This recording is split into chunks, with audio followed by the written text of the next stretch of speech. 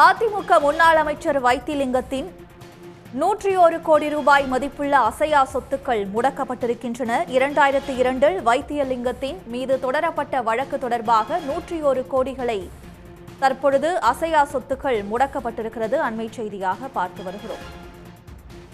கூடுதல் விவரங்களுடன் செய்தியாளர் கிருஷ்ணா இணைப்பில் இருக்கிறார். கிருஷ்ணா, விவரங்கள்.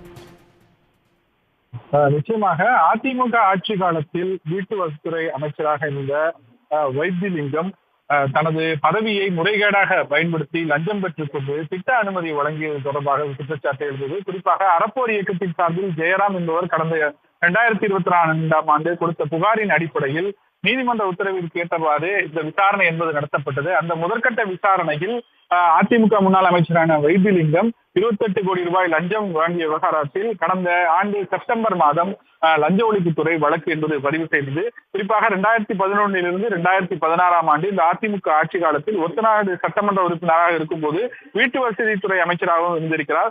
அப்பொழுதுதான் ஒரு ஸ்ரீராம் ப்ராப்பர்ட்டிஸ் எனப்படும் ஒரு தனியார் நிறுவனத்திற்கு சாதகமாக செயல்படுவதற்காக ஒரு கட்டுமான திட்ட அனுமதி வழங்குவதற்காக முறைகேடாக வழங்கிய அனுமதியில் 28 கோடி ரூபாய் லஞ்சம் பெற்றதை இவர்கள் கண்டுபிடித்திருக்கிறார்கள்.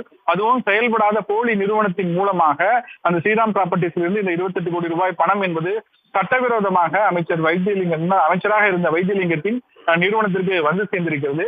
இது தொடர்பாக லஞ்ச ஒழிப்புத்துறை அதிகாரிகள் கண்டுபிடித்து முன்னாள் அமைச்சரான வைத்திலிங்கம் மட்டுமல்லாது அவர் மகன்கள் பிரபு மற்றும் சண்முக பிரபு, உறவினர் பன்னீர்செல்வம் உள்ளிட்ட 11 பேர் மீது வழக்கு என்பது பதிவு செய்யப்பட்டது. இந்த சட்டவிரோத பணப்பரிமாற்றம் தொடர்பாக அமலாக்கத்துறையும் கையில் எடுத்து கடந்த ஆண்டு அக்டோபர் மாதம் சோதனை என்பது நடத்தியது. இந்த சோதனையில் பல முக்கிய ஆவணங்களை அமலாக்கத்துறை அதிகாரிகள் பறிமுதல் செய்து சென்றனர். இவற்றை ஆய்வு செய்து பார்க்கும் பொழுது இவர்கள் சட்டவிரோத பணப்பரிமாற்றம் தொடர்பாக பல ஆவணங்கள் சிக்கியிருப்பது என்பது உறுதியாகி இருந்தது.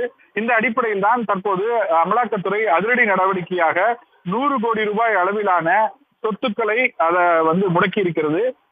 அதிமுக முன்னாள் அமைச்சரான வைத்திலிங்கத்தின் 2 அசையா சொத்துக்களின் மதிப்பு சுமார் 100.92 கோடி ரூபாய் மதிப்பிலான அந்த சொத்துக்கள் என்பது முடக்கப்பட்டிருப்பதாக அமலாக்கத்துறை தனது அதிகாரப்பூர்வ ட்விட்டர் பக்கத்தில் தெரிவித்திருக்கிறது. குறிப்பாக சென்னை மண்டலத்தைச் சேர்ந்த அதிகாரிகள் இந்த சொத்துக்களை முடக்கும் பணியில் ஈடுபட்டிருக்கின்றனர். இவர் வீட்டு வசதித்துறை அமைச்சராக இருக்கும் பொழுது இந்த லஞ்சம் பெற்றது உறுதியானதை அடுத்தும் அதில் சட்டவிரோதமான பணப்பரிமாற்றம் நடந்ததை உறுதி செய்ததை அடுத்து இந்த 100 கோடி ரூபாய் சொத்துக்கள் முடக்கம் என்பது அமலாக்கத்துறையால் நிறைவேற்றப்பட்டிருக்கிறது.